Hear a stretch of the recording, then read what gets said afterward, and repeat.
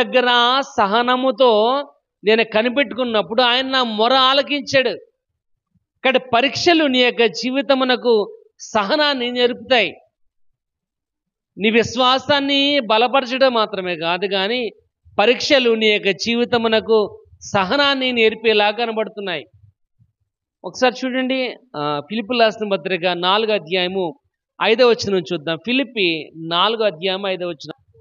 మీ సహనము సకల జనులకు తెలియజేయాలి, తెలియబడాలి.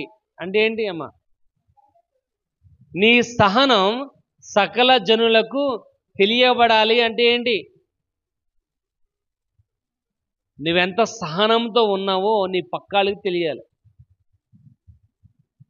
సహనంతో ఉండగలుగుతున్నావా? ఎందుకంటే మనము ఒక మాట మనకు వినబడితేనే, మన ముందు ఏదో అనకుండానే ఆ మాట మనకు వినబడితేనే మన మనసులో మన యొక్క హృదయంలో రైళ్లు పరిగెడతాయి. ఎప్పుడు అడిగేయాలా, ఎప్పుడు అడిగేయాలా, ఎప్పుడు అడిగేయాలా.